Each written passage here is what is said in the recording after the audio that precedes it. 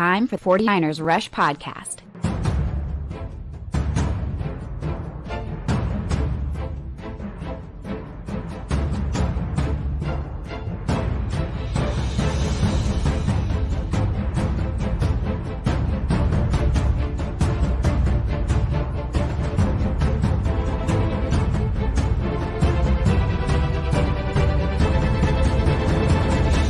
And here's your host, John Chapman.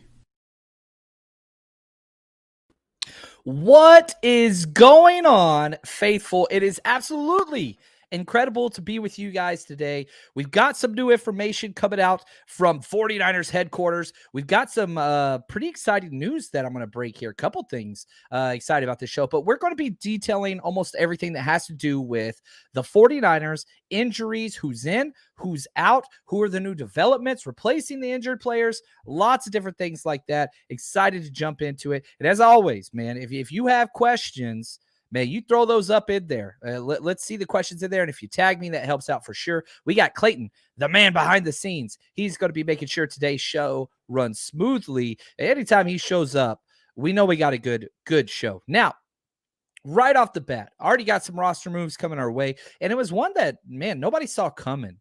Defensive end Jordan Willis, who, if you remember, wasn't signed, then joined right after we made the Jimmy Ward move to IR. He steps in, and he has a knee issue, and it wasn't from the game. He played 0 snaps, but through the warm-up and everything, he told the coaching staff, hey, guys, I've got a knee issue that I've had before in the past, and it just kind of got re-aggravated, and last time it lingered. So they just said, you know what? We have a plethora. Are you sure you know what that means, El Guapo? We have a plethora of defensive end talent, and so let's just move him to IR. So he's going to get a knee scope, get it cleaned up, deal with it before it's an issue, which vacates a spot. And now we got Kamiko Toure, who was number 1 on my power rankings episode where I went through and ranked everybody. So Kamiko Toure, congratulations. You are on the active roster. And again, Jordan Willis played 0 snaps last week. So it's not like 0 special team snaps as well. And Kamiko is incredible. I thought he had the best preseason of any player on the 49ers, offense, defense, any of those things. Love seeing all the hashtag CCs in here. I love it, Countdown Crew. That is incredible. And I like that Mike got my Three Amigos reference. I know not everybody here did, and that's okay. Now, I will say this. I do want to say we did give away 2 tickets again to the 49ers Seahawks game. Those have been claimed.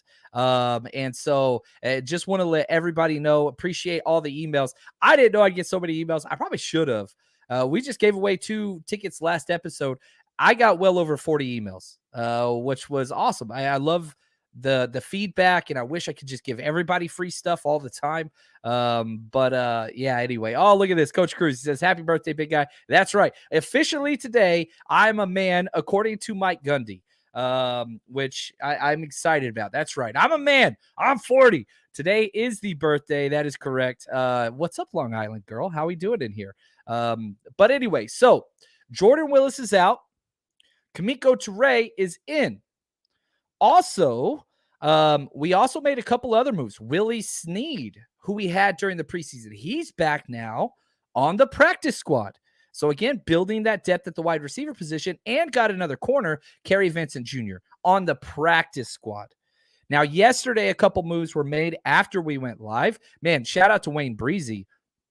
Good Lord. He said it right here live on the show. 20 minutes before, it happened, the 49ers should sign Marlon Mack. They brought him to the practice squad, which I thought was great. And we detailed this last night on our Patreon-only live show, which if you're a Patreon member, go check that out. That was a lot of fun with 49ers Come Back. We do it every week. So if you want that extra live show and just a lot more one-on-one time and Q&A, yeah, we got Marlon Mack, which is awesome, which he already had a lot of ties to the 49ers anyway. This hurts a little bit, so bear with me right here. You go back to that 2017 draft, the very first John Lynch, Kyle Shanahan draft. They traded up. They traded up to go get him. And what made it bad was not to go get Marlon Mack. We traded up with the Colts to go get Joe Williams. Colts traded back, and with the pick that we swapped them, there we go. With the pick that we swapped them, they took Marlon Mack. And so we had this switching of picks. We got Joe Williams. We definitely lost that trade big time. Turns out he just didn't want to play football. And they got Marlon Mack. So everything's come full circle. And sticking with that, we also signed Bay Area native offensive lineman Kith Ishmael to the practice squad. Offensive lineman. He was a 2020 fifth round pick who has ties to the 49ers as well. That's one of the picks that we gave up to Washington to get Trent Williams. And so we got him back. And he's also a San Diego State kid, which I think we have like 10 San Diego State players on our roster.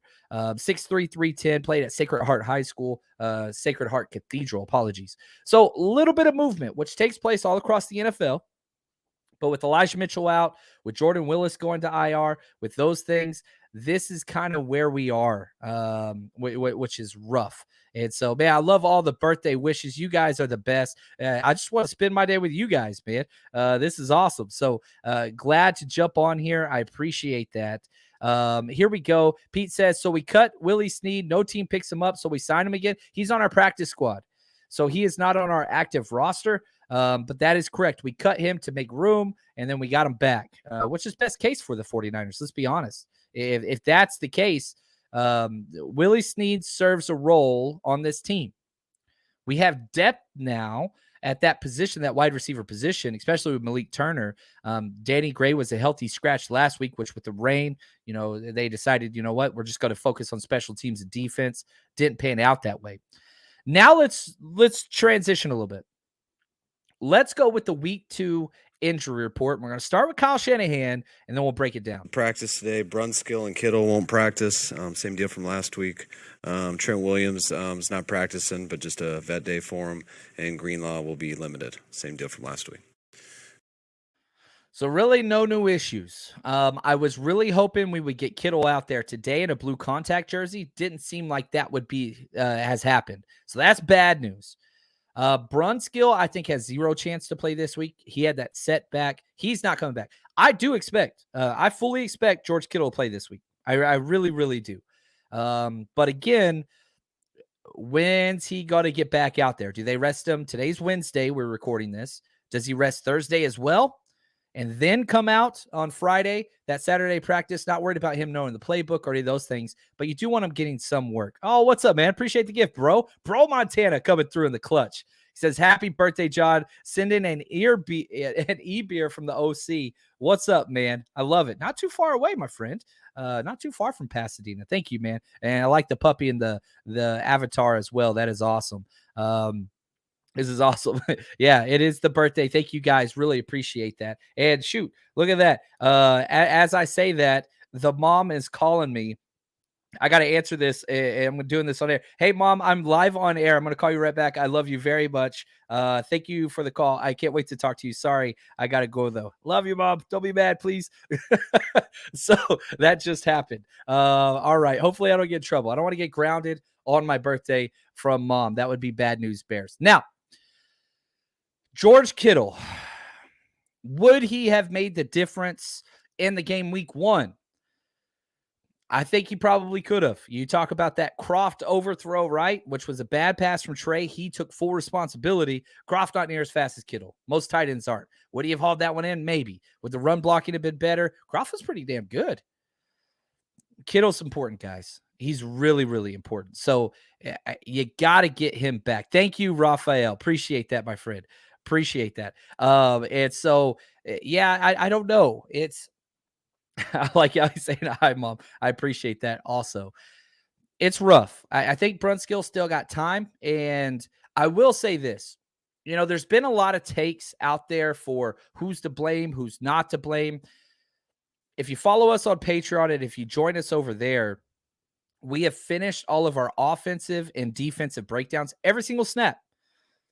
Over 2.5 hours of content already loaded up there. We just loaded the second half of the defense film. So let me just tell you right now, the offensive line tackles were good, not great. Guards were better than the tackles. If you're talking Spencer Burford and Banks, they did have some inconsistencies. They did miss some blocks. It wasn't a great game, but they were better than the tackles. They were much more consistent in pass pro, actually, which is crazy. The center was by far the worst position on the field. So the biggest issue, if you're looking for the offensive line, who the issue is, Jake Brindle was very bad. He had a very bad game. Maybe that's who Brunskill would take the place of. And so Brindle, this is going to be a big game for him. He needs to come out and solidify that starting spot before, Brunskill does get healthy. Because if he doesn't, I'm telling you right now, if Daniel Brunskill was fully healthy this week, he would be starting. That's how bad Brunskill played. And so think about all those plays where Trey's escaping pressure and, bouncing left to right. Almost all of those, not all, almost all of them were on Jake Brindle. If I just, again, not that I like live and die by Pro Football Focus by any stretch, but he was 25th out of 33 centers. So towards the back end, there's no doubt about it. So he's got to get that fixed. But, all right, here we go. I started this whole question. Who do I place the blame on? 100% the defense in the second half. Atrocious, man. Great first half. I mean, all world first half.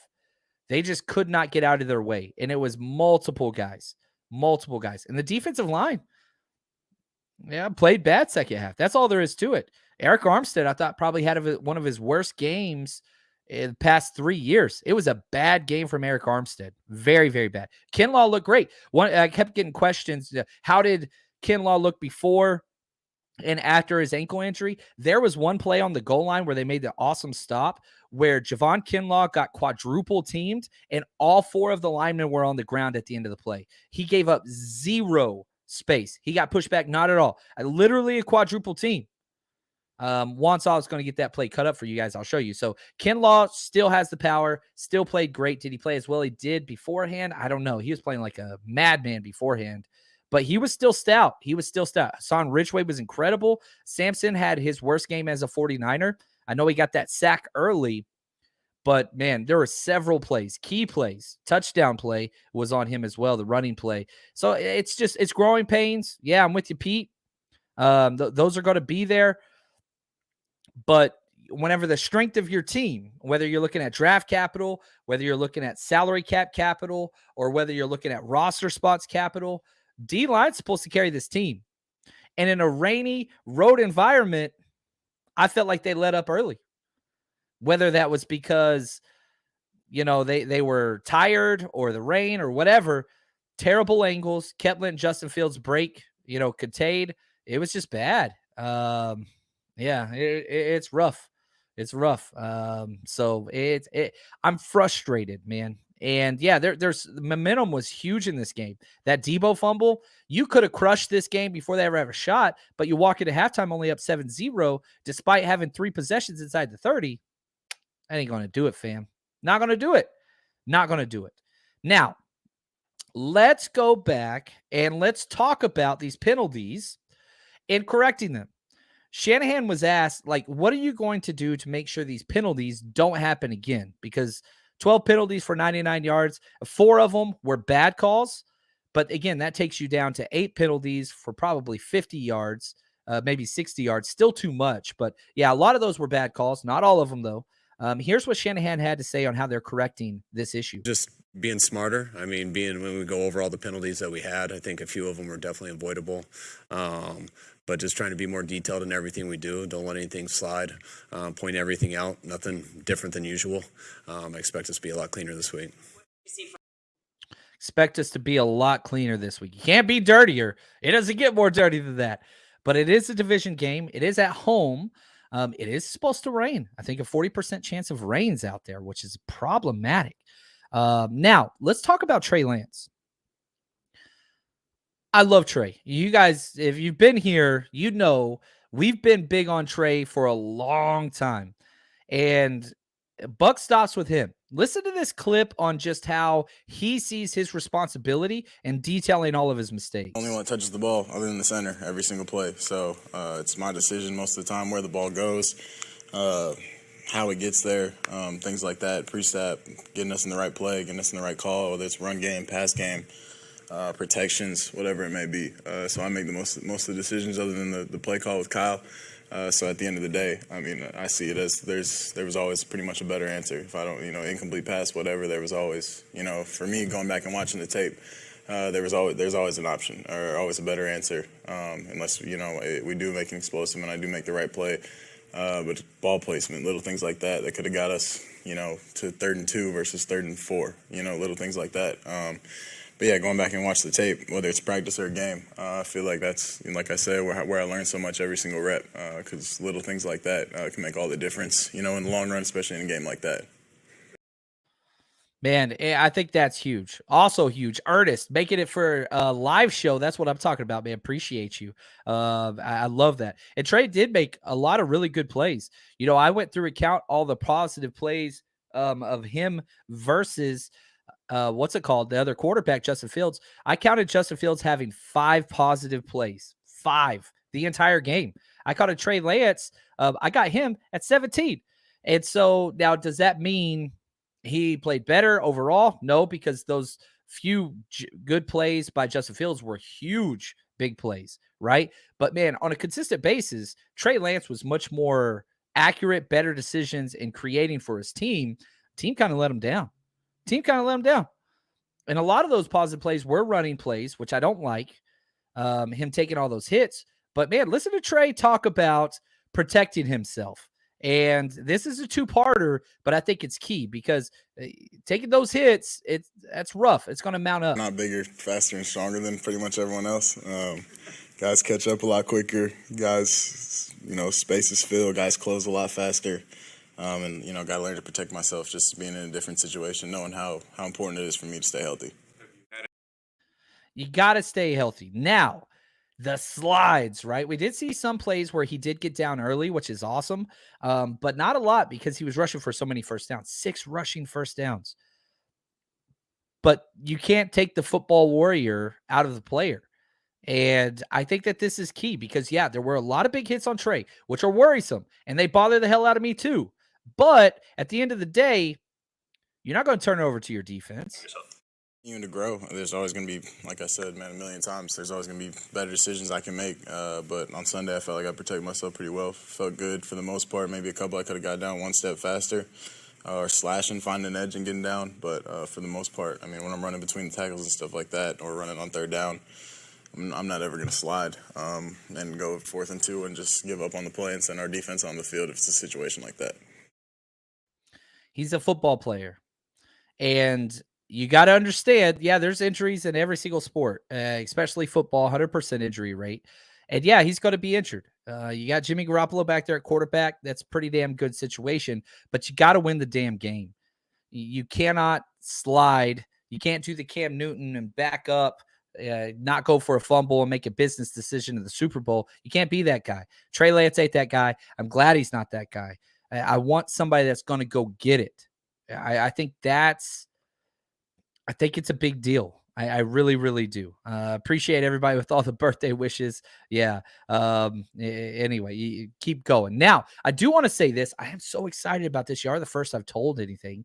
Next Tuesday at 12, I'm going to be live on 49ers.com, which I'm really, really excited about, doing a partnership with them and their supporters club. So I'm going to be live on 49ers.com, part of their supporters club series, which is going to be an absolute blast. And man, we're just going to do a live Q&A after week 2. So you're going to be joining us noon Pacific time on 49ers.com, which is going to be a lot of fun. I'm really excited. We've been doing a lot of things with the 49ers kind of behind the scenes with all of our Rush road trips and trying to build a community. And so we're trying to take a step further where we bring everybody together through there. And kind of the supporters club is designed on the players that can't maybe make it to all the home games that live outside of San Francisco, and bring them together and build a community.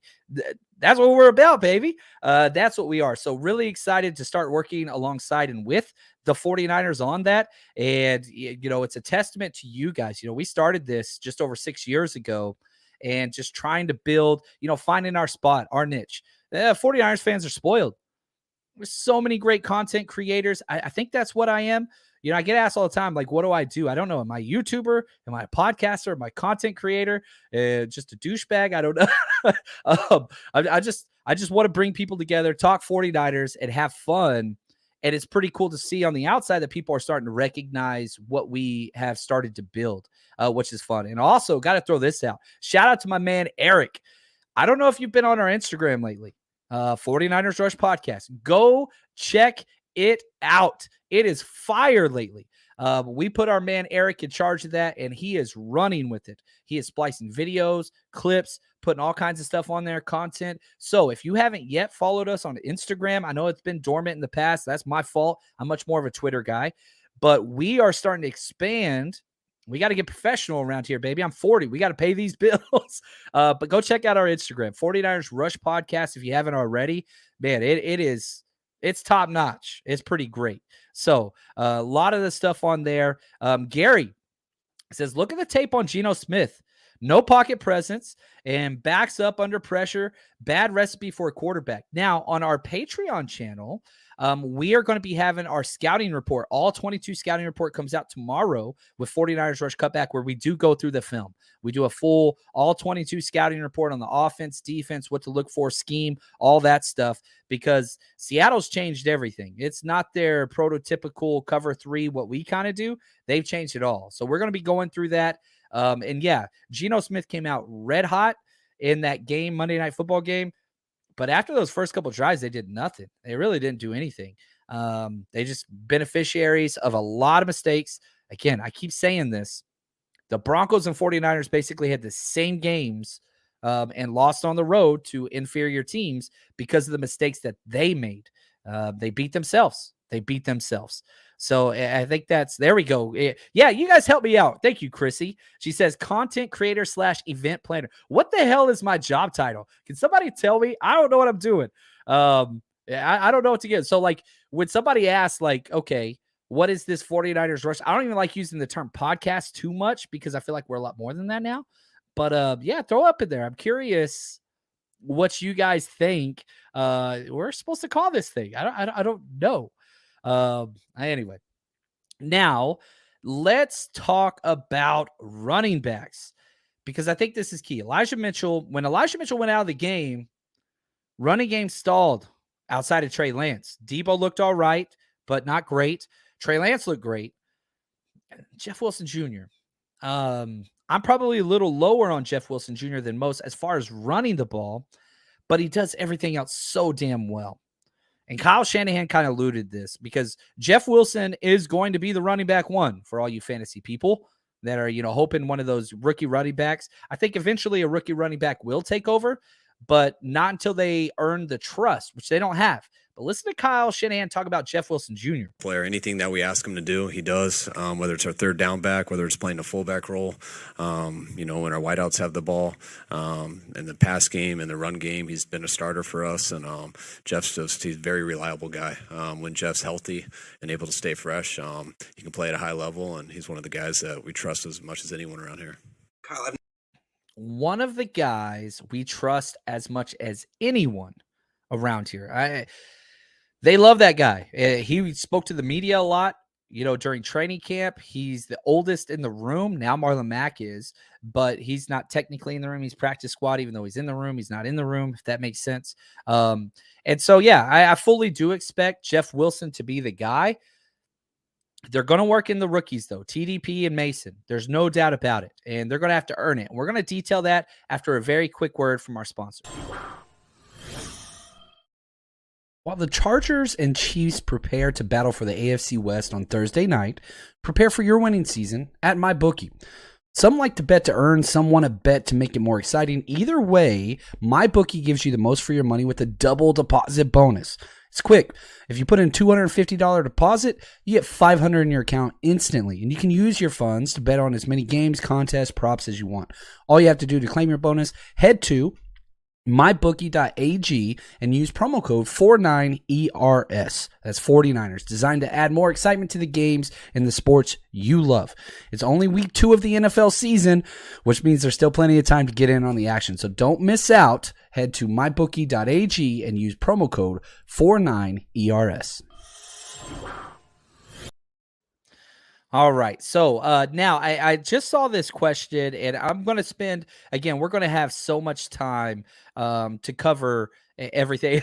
I love it. Juan says, we are counselors for NFL fans. You're not wrong. You are not wrong. Now, Decal, I love this question. We're going to do several Seahawks episodes, but I just want to address this right off the top. Jamal Adams is out. Justin Simmons, the stud safety for the Broncos, he's out. He's on an IR too. And so you have the 49ers, you have the Seahawks, and you have the Broncos all missing their number one safety, with us missing Jimmy Ward. I hate that, man. Justin Simmons is one of my favorite players in the NFL. Jamal Adams is not. And as D. Cal says, would you rather have Jamal Adams in the game this week to exploit him? I don't want any injuries, but just from a football standpoint, Jamal Adams was replaced by Josh Jones. Okay. And just to kind of put this into perspective, he was a second-round pick out of NC State back in the day. But Josh Jones got 53 snaps. He had 3 missed tackles. He was targeted 5 times, allowed 4 catches.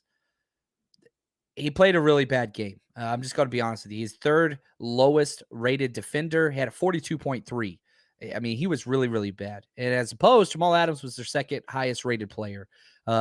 So Jamal Adams is better than Josh Jones. There's no question on that.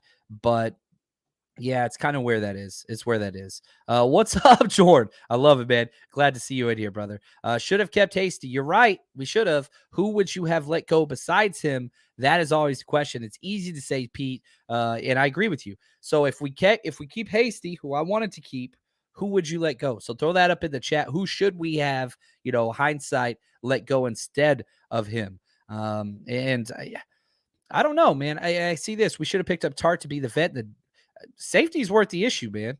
2 of the top 3 rated players, Talanoa was incredible. Tayshaun Gibson was great. He had that dropped interception. Other than that, man, Tayshaun Gibson was great. And Tart wants money. Tart has been out there saying he's only coming back for right price. He does not want a vet minimum deal, and he deserves more. But the Eagles decided they didn't. Niners decided no team in the NFL is out there. I like Tart, but he's wanting to be paid decent money. I'm not sure he's at that point. I'm kind of happy with the 49ers safety situation currently without Jimmy Ward, to be honest with you. But that's just me. Now, let's boomerang back to the running backs, the rookies. Jeff Wilson's going to be the guy. There's no doubt about that. I can scream from the mountaintops my love for Jordan Mason. Kyle Shanahan loves Jeff Wilson Jr. because he does all the right things. He really, really does. Pass protection, lead blocking, lined up, third down back, all that stuff. We need explosiveness in the run game. That's what we need. Jeff Wilson Jr. averaged just over 2 yards per carry. Not good. Not good. That's bad. We need explosiveness. And so, again, I've said this several times this week. I'm going to keep screaming it. Go allow them to earn it. Last week, you told both of them, TDP was a healthy scratch. Mason was just used on special teams. He didn't get 1 carry. He didn't get 1 offensive snap. You got to let them out there. You got to let them develop. They're peacocks. Let them fly. Sorry. Anyway, some people get that reference. You got to let them go. And I think that's huge. Now, 2-part clip, and I think this is important. This is Kyle talking about both Ty Davis Price and Jordan Mason. Both of them. I think they're very similar. They don't mess around. They get downhill. 2 types of styles that we need and that we like. But there's a lot more to playing football with us than just running with the ball. And that's the issue. If anytime you see fantasy football or whatever, if you can't pass protect, if you don't know the audibles on who to pick up, if you don't know all those things, and, when Debo's back there and it's 2 running backs, it's a lot. It's a lot easier to be a running back in a different system than Kyle Shanahan. You motion more than any other team. Everybody's all over the place. You got split out more than running backs on most other teams. You got to be able to know where to go. It's a lot. Now, this is what I think is the most important. Be a meritocracy back there. For the most part. I mean, that's what it was last week to see. We knew it was just going to be special teams. This week, we'll get a feel for them on these 3 days. And then we'll go with the hot hand in the game. Let them earn it. Let them earn it. We saw the eye test. with Jordan Mason. TDP had some plays, not very consistent. Let them earn it. Let them earn it. That's all I got to say, man. I want to see him out there. I really want to see him out there and just want to see what's going on. So, and, it's possible. Tanyan says Jordan Mason might be a liability. We ain't seen it. We haven't seen it. We have not seen it. Unfortunately, we can't protect him anymore. Elijah Mitchell's gone and going to be gone for at least 7 more games. Can't just have Jeff Wilson and 2.5 yards per carry out there. Now, maybe Jeff Wilson shows a little bit more explosiveness. That would be ideal. You want Jeff Wilson to win this just because of the consistency, the veteran presence, the fact that he can do everything. But even if Jeff Wilson's incredible, you got to have another running back. We saw this last year. Yeah, Debo's going to get his carries. That's great. But that's 5 to 8 carries. All right, cool. You got to get to 30. And you can't do that with Debo getting 6 carries, Trey Lance getting 6 carries. Jeff Wilson Jr. getting 20 carries is not ideal for anybody. Now, and I hope he proves me wrong. I hope he goes out there and rushes 20 times for 200 yards. That'd be great. I just, I don't see it in the cards. He showed literally 0 burst. He hits the hole hard. He goes right where he's supposed to go all the time. He's always falling forward, which I like. But, man, at some point, you got to give the young bucks a try. You got to. And I hope that they prove themselves this week. I really, really do. And, yeah, ideally, Jeff Wilson would be the third down back. If one of these young bucks, Ty Davis Price, you got him in the 3rd round to be the guy. Maybe he could show that. So anyway, hopefully you guys enjoyed this. That was a lot of fun. Also, I do want to throw this out there. Ooh, shout out to my people in LA. What's up, man? SoCal Worldwide. We've been working with them and so excited about this for our LA party. Man, we are going to be crushing. We're pulling all stops for our LA 49ers Rush road trip. We're going to be at the Fountain in LA. And man, if you haven't been there, it's an incredible facility from 3 to 8 p.m. the night before. Special guests to be announced. And man, this, I got to choose my words carefully here. We have a former player, former 49er great coming out. There are a couple of things in the works, however, that we got to be careful of with. We just got to be careful. But trust me, this is early bird pricing. Head to 49ersrushroadtrip.com. I don't steer you wrong.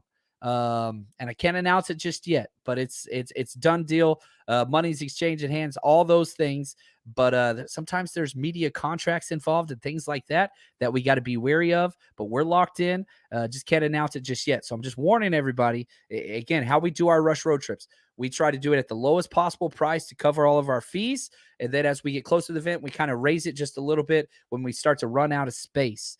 So if you've ever been to one of our 49ers Rush road trip events, you're going to have a good time. Trust me, really excited about that LA event. All the local chapters are coming out. It's going to be a huge, very, very fun event. Trust me, you want to be a part of that. Now, that's going to do it for us today. A lot more content coming your way. And again, if you want to go back and catch every single offensive play, defensive play, special teams I want to break down tomorrow and have that there. Plus, we have our scout team. That's coming there. We got our extra episode over there. Patreon, baby. Patreon.com/49ers Rush Podcast. If you want some more. I want to say thank you to Clayton, the man behind the scenes, James W., 49ers George 365, our executive producers. That's going to do it. Appreciate all y'all. And until next time, stay strong, faithful.